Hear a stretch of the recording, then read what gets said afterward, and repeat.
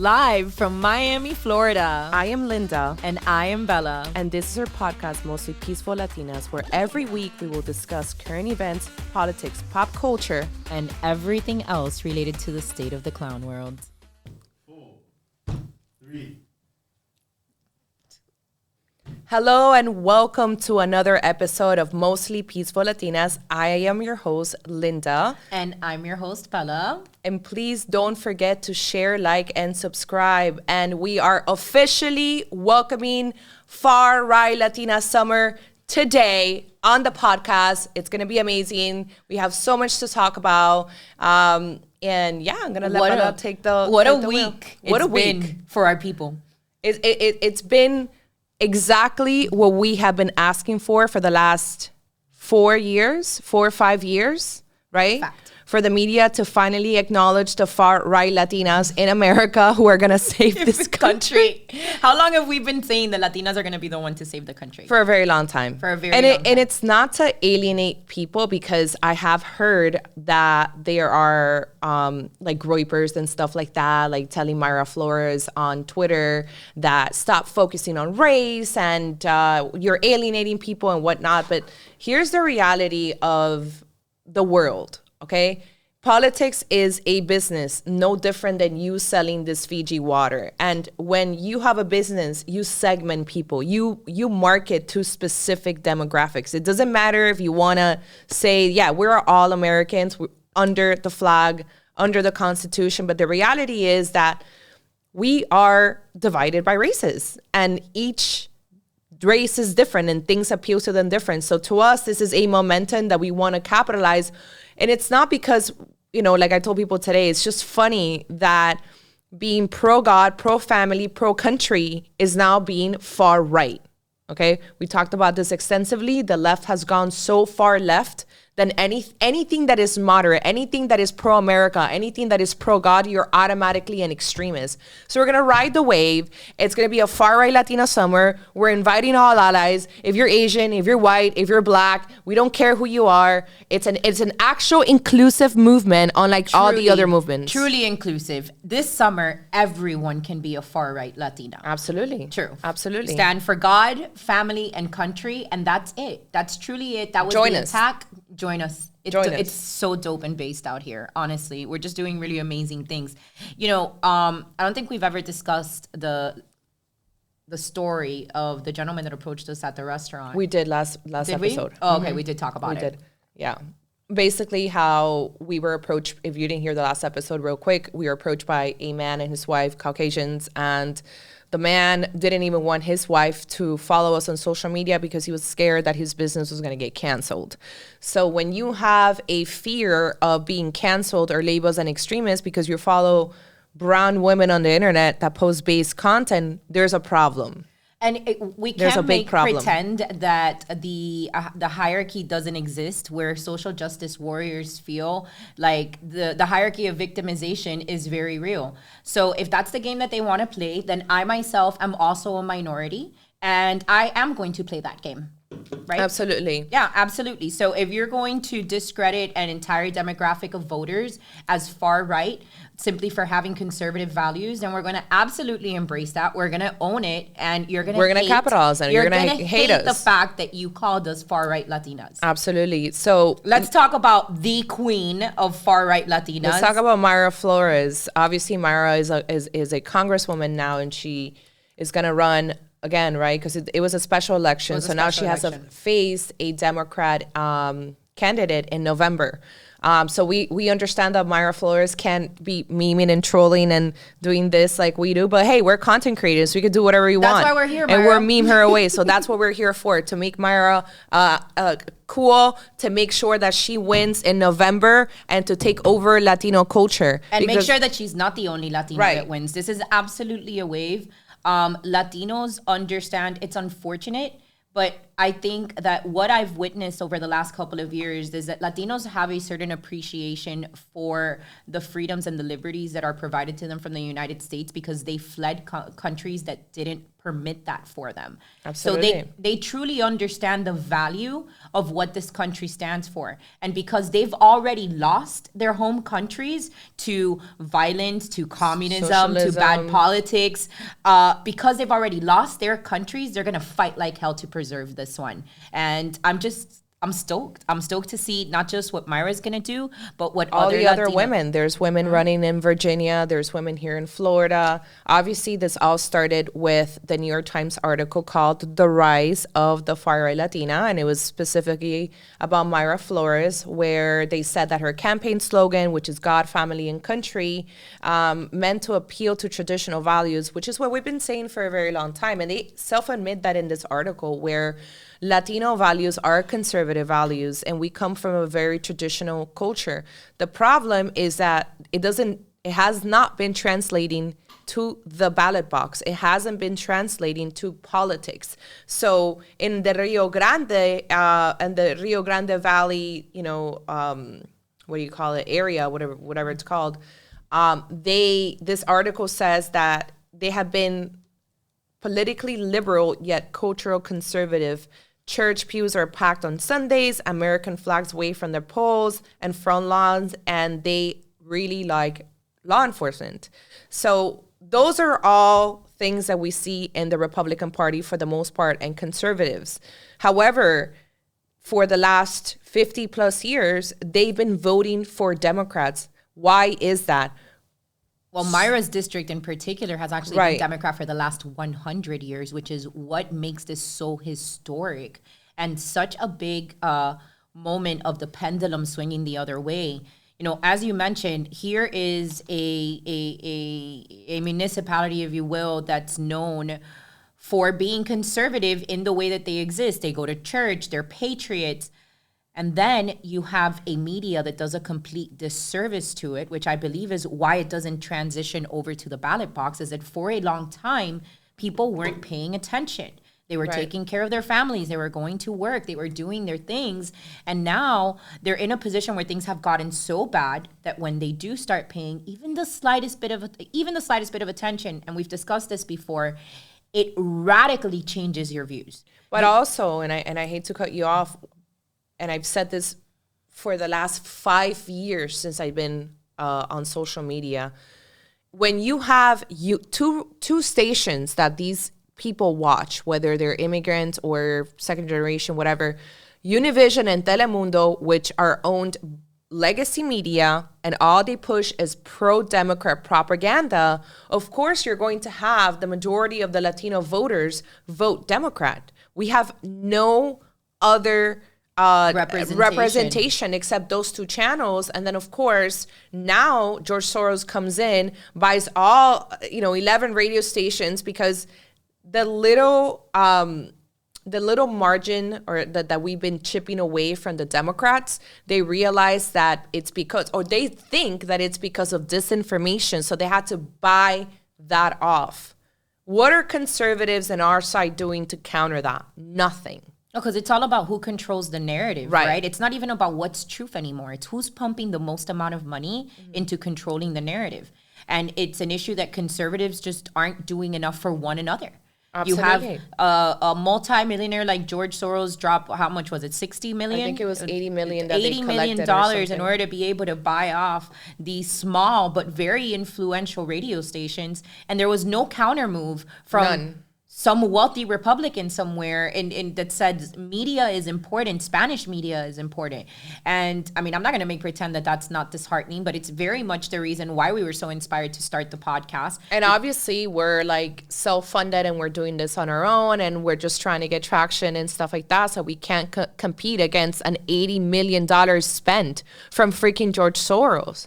But this should start opening up the eyes and ears and start getting the Republican side people with money and say, hey, we can get $5 million into Latino media to start our own. It's not going to be a TV station, but maybe it's just all social media based. I mean, I don't know. I'm just saying it's something that our side really needs to start considering, because we want the Latino vote. We want the Black vote, but what are you doing to get it?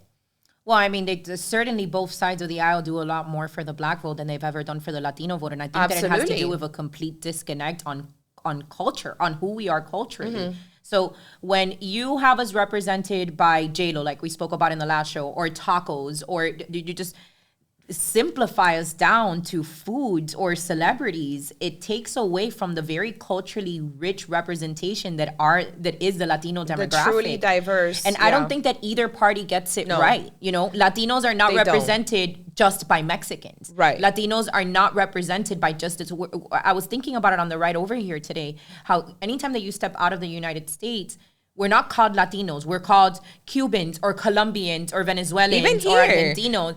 Think about our community in Miami. Correct. There is a representation of our differences down here. And then that never translates into the main stage, where you have politicians trying to place a blanket over conservative Latinos the same way that they would, for example, the Black vote. And it doesn't translate the same way.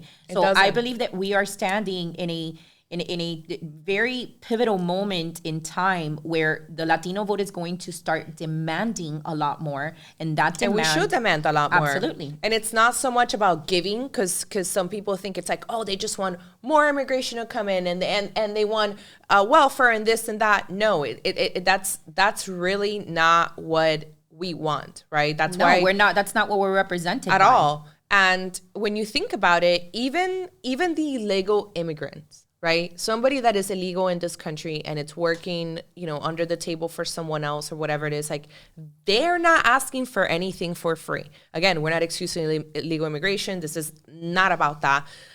They want to work. They want to be able to wash their cars, eat and send money back to their families or whatever it is. They're not here asking for free shit. It's actually more of the refugees and the people coming through the border and presenting themselves at these families, the ones that get all this money to spend, the ones that get shelter and cell phones. Well, when you have a wide open border that's offering you checks and phones and places to live from the moment that you cross through, think about who are the first people that are going to make that voyage over here. It's going to be the people that are out looking for a free handout.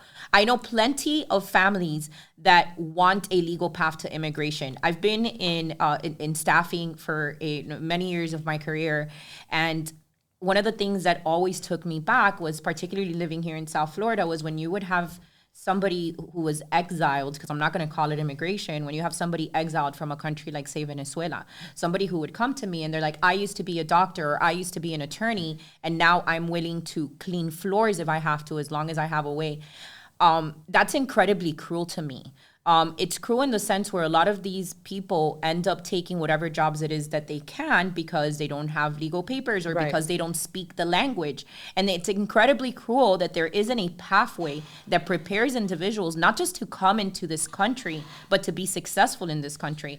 I've always been an advocate of requiring, to some degree, that at least a novice level of the English language be learned. But that's what Trump wanted to do with the immigration reform and make it merit-based, and obviously we had Congress stop him from doing that. So, they don't want that. As a naturalized citizen, obviously I had to go through a process to get citizenship, and I can tell you right now that it was a joke. Like, obviously knew full English. I studied what I had to study and whatnot, but it was like 10 questions. I could see people next to me that did not speak English kind of just like rehearsing the lines and the answers to these questions.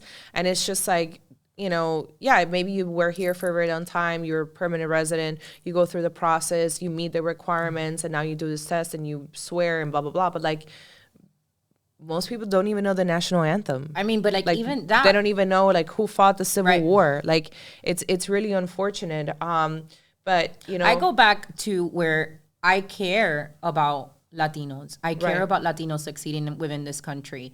And I think that if there's no if there's no due process in getting in, it's almost like handing somebody $1 million for no reason. How long before they blow it, right? It's like there has to be some kind of framework that exists that creates a pathway, again, not just for citizenship, that's so trivial to me, that creates a pathway for success within this country. And you don't do that by handouts and giving people welfare from the minute that they work here. My father, my parents were here for 30 days in this country before my dad found his first job within a warehouse. He was like fixing things or whatnot. And both my parents have worked very hard for other people and for themselves. And I remember when my father turned 65 and he was old enough to collect his Social Security check, he's like, I'm not gonna take it. Oh, what do you mean you're not gonna take it? You gotta take it as your Social Security. No, it's welfare. It's like, no, you gotta go through the conversation, Dad, it's not welfare, those are your money, blah, blah, blah. But the idea is like, my dad is the standard Latino masculine male figure within a household. Yeah. And there is the majority of our culture, that machista attitude does rely a lot around hard work and working and providing for your family. And handouts are not something that is descriptive in any capacity to Latino culture. Absolutely not. We're a hard-working demographic. We're a demographic that likes to work hard. Yeah. It's why people make jokes about us working fields or cleaning bathrooms or whatever it is, because we don't mind rolling up our sleeves. We like working and earning hours. So what's being created is very similar to what you see in Cuba now, where you look at generations of Cuba that maybe first came, like Peter Pan era, maybe even those that came during it, Mariel in the 80s, that very much played an important part in building the city of Miami. They were pivotal to that.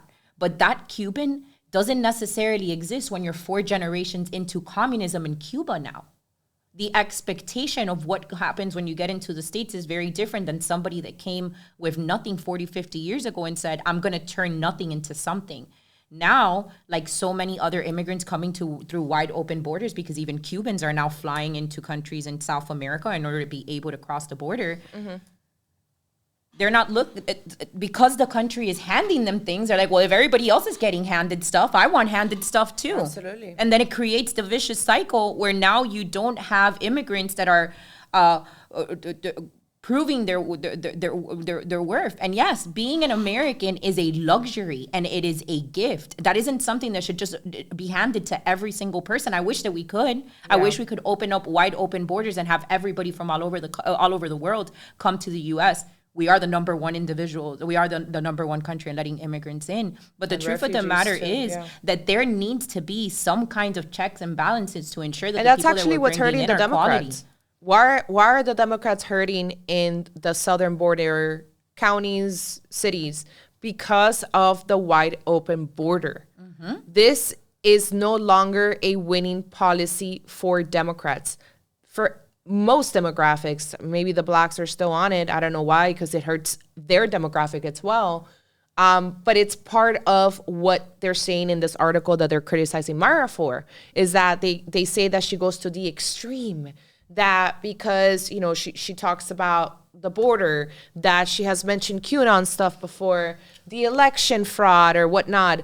That's what has labeled her an extremist, along with 2 other Latina women, Monica de la Cruz in McAllen and Cassie Garcia in Laredo. I saw that Monica de la Cruz was tweeting last week about, they're labeling us Far Right Latinas. Here's my message to these women. I know Mayra follows. I don't know about the other ones. You can't let the mainstream media bother you, even though it does, right? Like you can't sit here and continue to say, oh, I'm not the real far right Latina. I'm not the real extremist. I'm not a Q-tard. I'm not this. It doesn't matter. This narrative is not working for voters, and it's not working for the Democrat Party. If not, they wouldn't be losing in numbers. And we see that. Joe Biden's ratings are down. I think the Latino approval rating is like a 31%. Yeah. This is no longer a winning strategy. Xenophobe, transphobe, racist. At this point, it's a joke. And especially for Trump supporters, because we've been so desensitized by these names that it's just like, all right, fine. I am the far right Latina. Give me another name. I am. Because we're mostly people that want to be left alone, and we're moderate, right? Correct. We're not trying to force you into church to become a Catholic or a Protestant or whatever it is. They, however, do push their ideology on you. And if you don't accept their ideology, then you get canceled and shamed and vilified and your life is destroyed. Not anymore, because I do feel like the cancel culture face is kind of like waving as out. long as we continue to take it in stride as we are right now, Far Right Latina Summer is the perfect example of that. It's like, you're not going to shame me. You're not going to shame me for my values. By giving me some, lyrical name to categorize what my values are. It's like, okay, so because I'm God believing and I support my family and I believe in this country, I'm a far right Latina, you can call me a pile of like heaping dog shit and it wouldn't make a difference to me, because those are my values and I'm going to continue to stand for them. So for these women that are in these positions where I know that they can't defend themselves like we can, we can be absolute savages and make memes and do all these other things that they cannot do. But to these women, stand strong. Like, you've got the support of voices like ours, of other women that are looking up to you right now and want you to be bold and want you to be strong and don't want you to feel ashamed in any capacity for your values and what it is that you believe in. We need more Mayra. We need more Mayras. We need more Cassies. We need women like us making moves. Absolutely. And not being shamed into so softening up. That happens, and then legacy media, CNN, doubles down on the attack against Mayra Flores, saying that she's not the real deal, right? And they always let the Latino reporters write these pieces, so they're not labeled as racist. And I guess the reasoning behind what she's not the real deal is because she doesn't represent the majority of Latino voters who still are mostly Democrat. The funny thing is, though, that they consider a figure or a star, someone like AOC, who actually does not represent our culture at all. Not in Puerto Rico, or maybe in Puerto Rico, I don't know. But as far as like the Latino culture. First of all, if she was representative of Puerto Rico, her grandmother wouldn't be living in Puerto Rico in a shack that's falling apart. Literally. Like, every Puerto Rican friend I have will move back to the island to make sure that their family is taken care of. So no, she's not a representation of any Latina values. It's You know what's another thing that's ironic?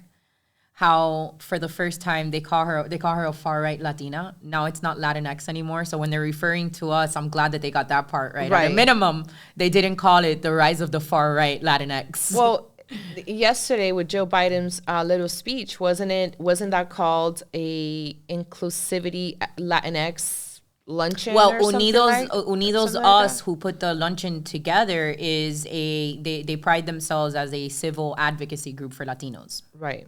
Yeah, I think they labeled that event as a Latinx, and moving on to Joe Biden, which is just another just another person trying to appeal to the. I think the biggest problem here is that these people have millions of dollars for marketing, and they just can't get someone who just gives you 3 lines for a speech that would actually make sense, right? She just went down a list of like how to insult every demographic. But somebody did that for her. Right. Like, she doesn't do that herself. That's my point. My point is that somebody wrote that speech for her. She's getting paid for that, and they chose possibly the worst person for the job. Somebody that has cultural Latinx studies and paid for some kind of degree in a fancy Latinx title. And again, both sides are going to fail, because I don't want to make excuses for the right. The right doesn't capture the Latino vote either. I don't. It's like, we're just such a diverse group of individuals, and to think that any one character or any one reference would be able to be descriptive of our diversity is insulting. You know that when she said the word bodega, which she totally butchered, that's not even like a Latino word. Like, that's not even like a Spanish word. That's like a made up word type of thing. Like, there's no bodega. Like, we don't have bodegas in Miami at all. That's like a Bronx, New York type of stuff. I've always known the term bodega is just like, little store. Like, Cubans call them timbirichis. Yeah, it's like la tiendita. You know what I mean? Right. But I don't even know why. How is that something that you praise? Like, it's like they're quite literally corner stores are what bodegas are. And then it's also like the bodegas. It's like, who the fuck references bodegas? It's a literal kind corner of store where like you just get to get fast stuff instead of going to the like supermarket. that's what we have to be proud of as Latinos is bodegas, tacos, and Escada perfume. And then what the fuck is a Miami Blossom? Yeah, like what is even a Miami Blossom? I did a little research. I know you did the research, but when I first heard it, I'm like, why are Miamians not making a big deal? Like, what the fuck are Miami Blossoms? Never heard of that in my Never entire heard life. of that. Never heard of the term Miami Blossoms. So we looked, and guys, Miami Blossoms is the name of an Escada perfume from like the 1980s, Año de la Corneta of my grandmother. And this was the reference that Jill's speech made to Miami, because apparently she must think that if Escada named the perfume after Miami Blossoms, then it must be an actual thing. But no, Jill, it was not. The Miami Blossoms were a fail. Your bodegas were a fail. Your breakfast burritos were a fail. We do not like you. Latinos do not approve. We don't fuck with you. No, like at all. You're not invited to carne asadas. Yeah, you're not invited to You're the definitely not invited to Sancocho Sundays. Absolutely not. You're not invited to Sancocho Sundays. It is absolutely not happening.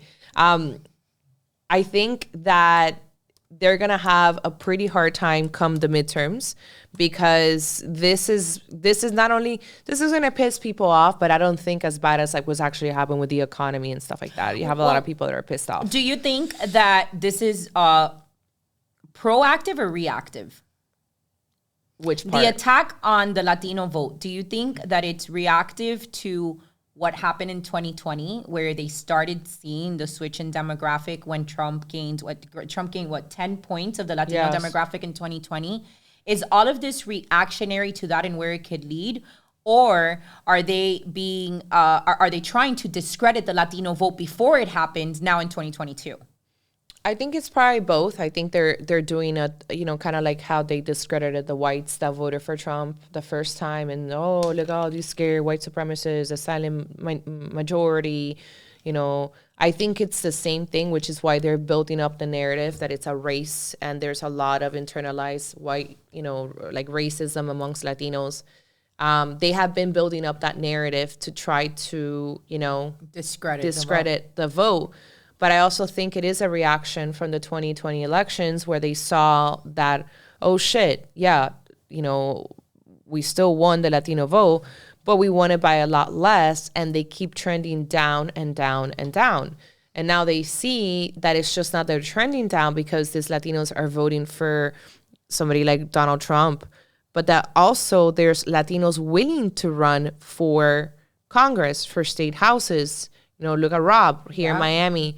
So I think that it's a complex and double-sided, or to answer your question, solution to their problem. Yes, that is what it is. And I don't think it's going to stop. Oh, they'll probably come after us Latino, like, we're media. Not stopping. Well, we're not stopping. We know Skittles, a remote control. No. There's the hooker videos. It's, I hate to be the person that says, if this were, our side, but it's absolutely true. They accuse Donald Trump Jr. of being a cokehead. It's what they say, that he talks real fast, and so he's on coke, and he's a degenerate.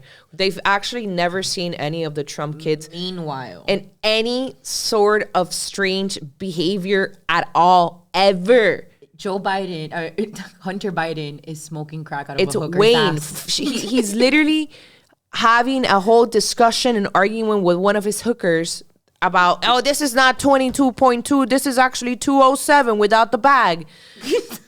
Bro. The absolute state. And the fact, and here's the thing, the fact that this is the second leak, and the best thing are the memes from our side of people like, all right, great, like another 37 gigs of Hunter's cock and nothing's gonna come of it. Nothing. So he had his dad saved under Pedo Pete. Yeah.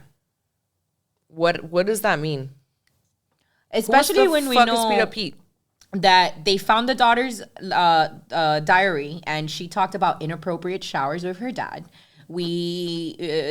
Allegedly, there's images on this phone of phone conversations, FaceTime conversations between Hunter Biden and his underage niece that are not fully dressed. So Pedo Pete, the images of him with his underage niece while he was also banging his mom that also happened to be his dead brother's widow, because winning family all around. It was a stripper, right? He got pregnant or something. Oh, then he got the stripper pregnant. It's no. He was Bo's actual legitimate wife and his family, which is what's the granddaughter's name? Natalie. Oh, which is Natalie's mom. That's I mean, it just the fact that the mainstream media is just like whatever. And you know what? I thought it's legitimately. Well, they're already last year when we were talking about the Hunter Biden laptop. My account got taken down and I was labeled QAnon.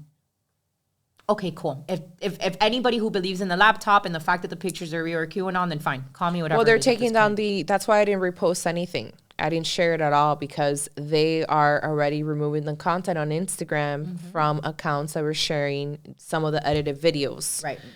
So I didn't even mess with that because I just knew that was going to happen. I never do. It's, social media has, especially Facebook and Instagram. Facebook obviously helped secure the election via Zuckbucks, so they have it in with the White House, and I'm sure it was a phone call before they said switch the algorithm and ban every single post of the first son out here smoking crack with hookers.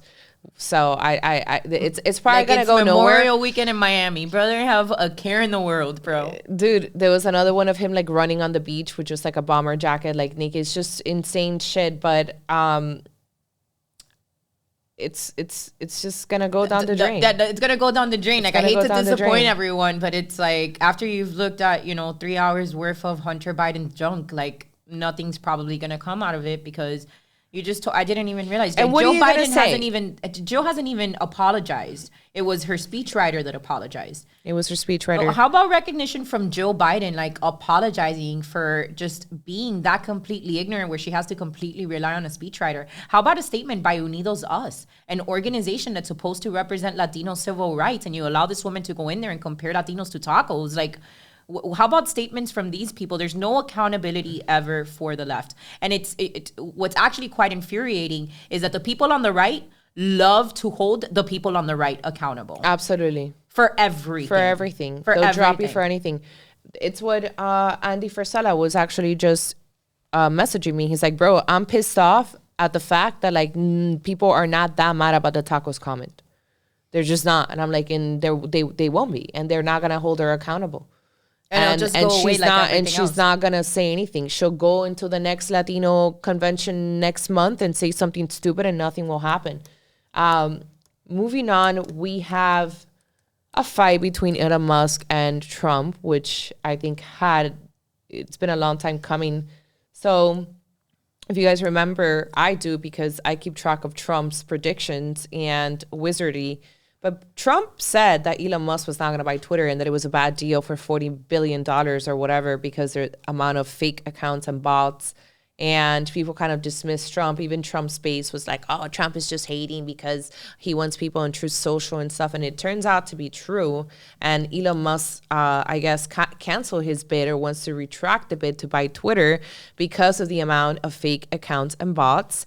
And I personally don't feel that he was ever going to buy Twitter. Like, I'm completely on par with the theory that, with the trial going on and Truth Social launching, it was just the timing was too right, where it's like drive the traffic away from truth by giving people the idea that maybe Twitter will come back and that it'll be a fair place. I think that the entire idea was to take away the attention that Truth Social was getting at that time in an effort to preemptively stop, massive downloads or whatever. I did see that Elon Musk posted some meme. Obviously, he could be doing it to kind of like throw off the scent, but I did see that he posted a meme of him like alluding to the fact that he bought Twitter to expose how many bots and fake accounts there really is. Kind of like a 5D chess move on his part. Maybe. Which is it could be true. But Elon Musk, I guess he got pissed off because Trump called him out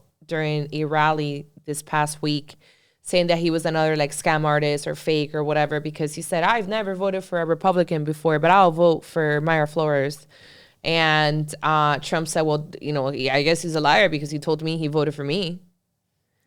Burn. So he got called out, and then Elon Musk responded by saying that it was time for Trump to put away his hat and sail off to the sunset and just, step out of the political world, that it was his time to go. Mind you, Trump has only been in politics for 4 years, but it pisses Elon Musk that much that he wants Trump gone after only being in politics for 5 years. Yeah, I think, and we had talked about this in the episode where we discussed Elon, where there were so many conservatives that thought that Elon was purchasing Twitter for them. Mm-hmm. Twitter was never about conservatives. Elon is looking out for Elon and making the power moves that are good for Elon, and that was never about conservatives. But I think that he does a really good job at playing into the emotions of conservatives, because he drops the little references he's to just like Joe Rogan, being red pilled or whatever it is. And at the end of the day, like we talked about it, the guy advocates he for a China style communism. He's wants to implant brain chips into people. Like truly, there's not really a lot about his way of thinking other than maybe the way that he holds on to his coin that would be considered conservative. Yeah, no, absolutely not. I mean, even the fact that Tesla is offering abortions for his employees. He talks about wanting, or the population of the world decreasing, and how the birth rates are decreasing. That's so dangerous for humanity. Has 10 kids of his own with like 3 different women.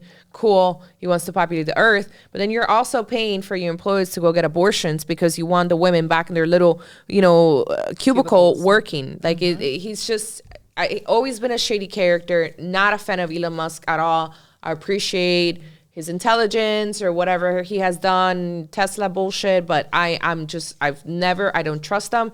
Just like I don't freaking like Joe Rogan. By the way, Joe Rogan supporters came after me last week when I trashed Rogan. Oh, we're not following you anymore. You're turning off the moderates. I'm like, bro, I don't give a fuck. I've always criticized Joe Rogan because he's a noodle. He folds. He tries to be the centrist moderate, whatever. You moved to Texas to be in a red state, my friend.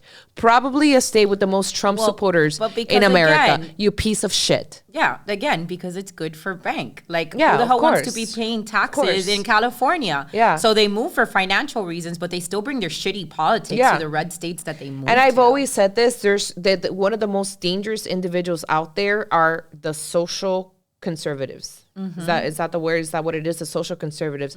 Mm-hmm. Yes, I'm a fiscal conservative. Low taxes, blah, blah, blah. But yeah, I love trannies. I love the LGBT. Black Lives Matter. Oh, we have to be moderate. Oh, those people fuck it up for the rest of us. Those are some of the most dangerous individuals out there. And those are the people that actually drove cities like New York and Los Angeles to the ground, because they were so concerned with Black Lives Matter and the LGBT bullshit that they ended up putting all these people in office. Those people that are moving to Miami and stuff like that, the moderates, the social conservatives, those are the worst type of people to have on your side, because they will always fold for social justice movements every single time. All they want is low taxes. Yeah. While the playing into the LGBT bullshit, the Black Lives Matter, we're not racist, dangerous individuals. I don't want them in the party. Yeah, they can't be representative. It's like we've said 100 times. You can't fight extremism with moderation, and when you're just trying to play nice with these people for the sake of I just want lower taxes. Yeah. Yeah. No, that's not a win.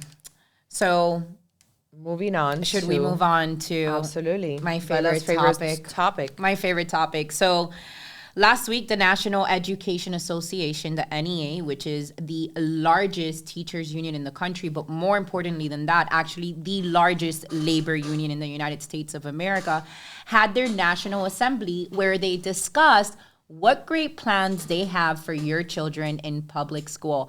And some of the stuff on here is bananas. Just the fact that these people think that they have any kind of authority over some of these things is beyond me.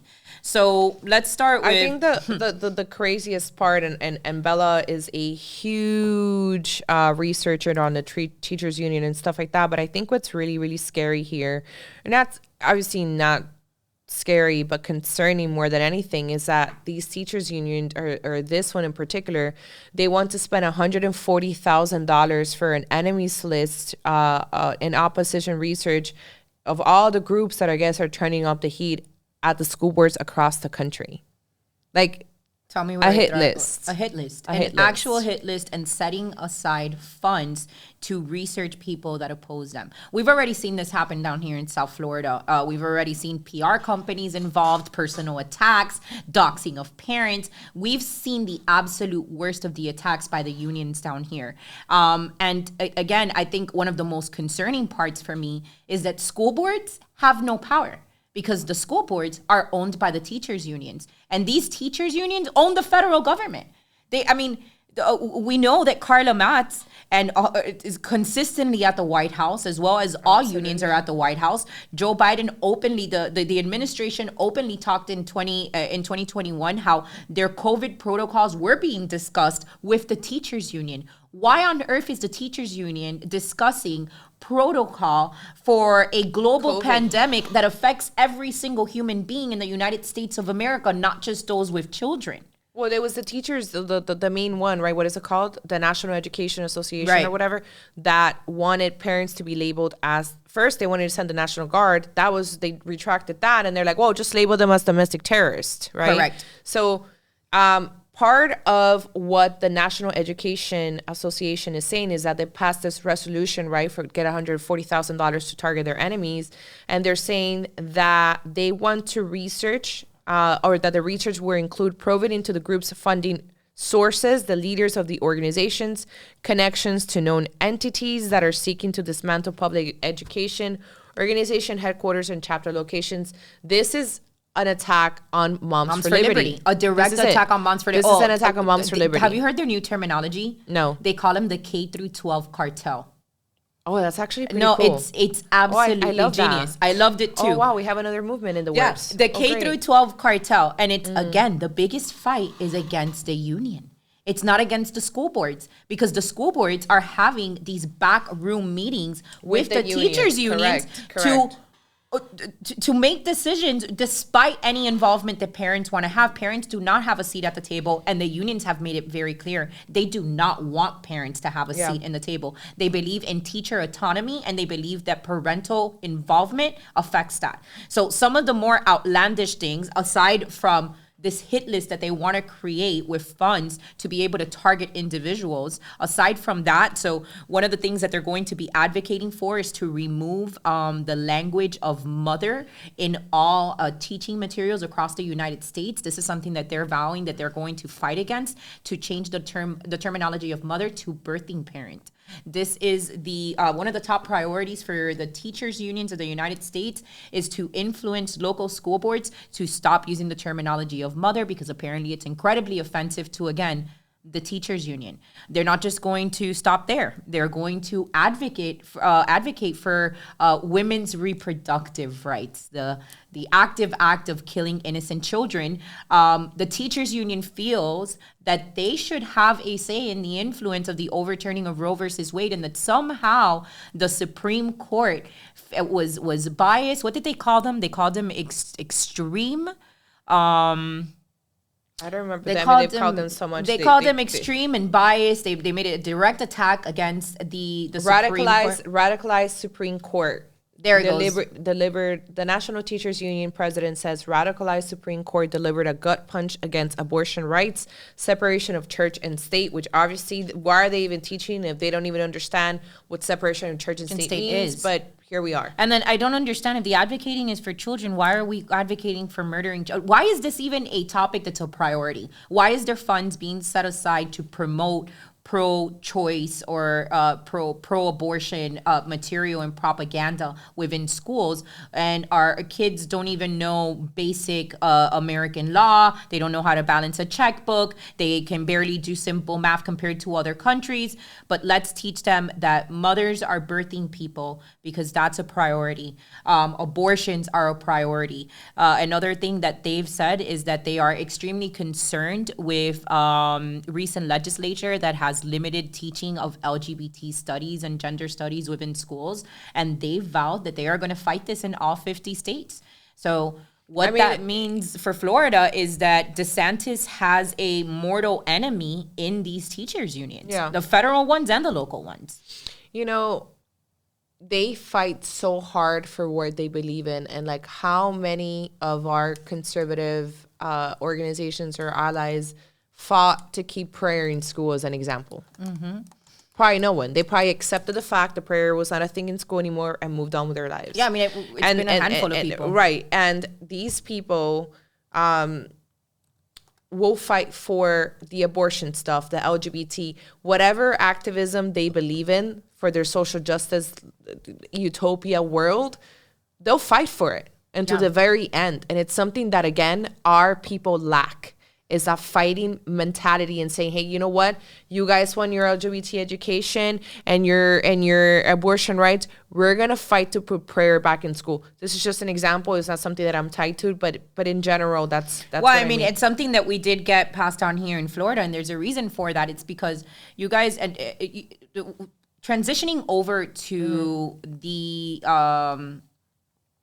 advocacy work, the local advocacy work has been an eye-opener in the sense where it doesn't take a lot. These people are not used to receiving any kind of opposition whatsoever. So showing up to a school board meeting, making a phone call to a state representative, calling in or visiting a commissioner, these are things that when it's, even if it's just 1, 2, 3, 4, 5 people, this is historically not done before. People had completely forgotten how to be involved in the civic process of, in general, it's particularly in their local municipalities. So when you had 20 parents show up, and I've stressed this before, we would have 20 parents show up to school board meetings, and the feeling was, it's not enough, we need more people, we need more people. But somehow those 20 people here and 20 people in Broward and 20 people in West Palm and 20 people in Polk County. And what it's meant is that we've been able to really drive change within the state of Florida because the governor has been very responsive to parental rights, to what parents want. He hasn't just pulled authoritarian ruling out of his back pocket. He's been responsive to what parents have wanted, which the school boards, because of the teachers union, have consistently ignored. And more so has it been, and never more so has it been more obvious than within the last 2-year period since 2020, when these teachers refused to listen to parents. Actually, 2021, a year into the pandemic, parents all over the country taking to these school boards to be ignored by teachers who wanted to force vaccine mandates on their students, who wanted to force gender studies, who wanted to force CRT. And it's because parents stood up and said, absolutely not, that we're seeing this pushback, because they know that parents are the only ones that can stop this. Look at this. It says here that the union plans to spend $47 million to elect friendly candidates, promote the importance of pro-public education and pro-labor judges, lobby for or against legislation, and support state and local affiliates in ballot measure campaigns. Ballot measures. $47 million. Let me explain something to you guys. The teachers union is a huge reason why the cabbage Biden is currently installed as president. Well, they backed him. They not only did they back them, they backed legislature for mail-in ballots in all 50 states. They backed anything that you can imagine, laws related with election integrity. The teachers union had their hands in it. And I know that I sound like a lunatic. It's been a solid year of me talking about this, where it's like the teachers union can't be the center of it all, Isabella. This sounds dumb. It's just some dumb school board meeting. It's not. The teachers union is being used as an extended arm of the Democratic federal government to impose their communist ideology within our local governments, and they're coming for your children. This idea that we spent hashtagging Save the Children for the last 4 years, and that people think that only means these it's blowing up tunnels and saving traffic children. No, there are kids being abused in our public school system, and the teachers union is going to efforts to cover that up. This isn't conspiracy. Absolutely. This isn't a theory. There is actual legislation that's been passed, presidential EOs that have been passed that would limit the record keeping of abuses that took place in school, or complaints of abuse that took place in school, so that it made it impossible to track an abuser that was being moved from school to school. Why are the teachers union advocating for laws that silence children that are being abused? And then I'll get off my soapbox on this. It really triggers me. Florida teachers hadn't gotten a raise in something like 20, 30 years or something like that. They were still the starting salary for a teacher was still $35,000 up until a few years ago. And it's Carla Matz went to negotiate with the governor. And the governor said, you don't even have to ask me twice. Here's what I want to give the teachers. And Carla Matz said no. Because why? The majority of members within the teachers union are not teachers. They're administrative staff. So she went back to Tallahassee to fight with our governor and demand that the money that they were going to give to teachers be given to everybody else. So what does that mean? That the ones who got completely forgotten about were actual teachers that are living in absolute poverty because the lunch lady and the clerical filing person needed to have a quote unquote living wage. It's unfair. The teachers union don't care about children and they don't care about teachers. One thing that they have here is that they passed a resolution on women's rights or abortion. And some of the members were saying, hey, remove the word abortion, is too controversial. It's going to alienate some of our members that may have a more moderate stance, right? Pro-life stance. And the president said, absolutely not. The issue is abortion, and we're leaving that word. And it's what we've also been saying, that we need to label these people as pro-abortionists. These are not women's rights, and this is absolutely not healthcare. They stand for, or they fight for what they stand for. They don't care if it's controversial. They don't care if it's, killing babies, or they don't care if it's giving hormone therapy to 12-year-olds to, transition them into another sex. Whereas we have our people defending why they're not far right Latinos, or why they're not, the white extremists that they talked about. Right, they don't care. Bro, the only throw thing that out the window. Like, they don't care. It's not going to change their mind. They already think you are that extremist, even though you're not. Embrace it. Yeah. Far Right Latino Summer. Far Right Latino Summer, man. That's where it is that we're at. We're gonna have a playlist. We're going to have a lot of stuff dropping and riding the wave. And we really hope that, we kind of just not only have fun with this, but also set an example for the rest of our people to just embrace what the media gives you. If the media is going to give you free publicity, we don't have media. So if the media is going to give us publicity, even if it's bad, we're gonna ride the wave, because we're gonna take advantage of it. We're gonna transmute it into something great. And you know what? We're gonna transmute it, and we're gonna take the opportunity to truly give a voice to Latinos, because we lack representation. Absolutely. When you've got the first lady going on TV and referencing tacos as a way of pandering to the Latino demographic, there is a huge void. And the only thing that we hope is that the Mostly Peaceful Latina brand is something that gives a voice to actual Latinos, something that you feel represented by, something that you can relate to politically. It reminds you of your childhood, your upbringing, the true representation of what being Latino, what being a Latina actually means,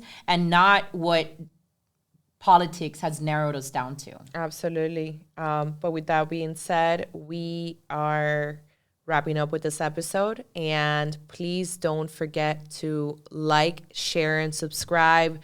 Share it with your friends, with your abuelitos if they speak English, Yes. And help us grow. Thank you guys for your support. Have a See great you next week. Bye.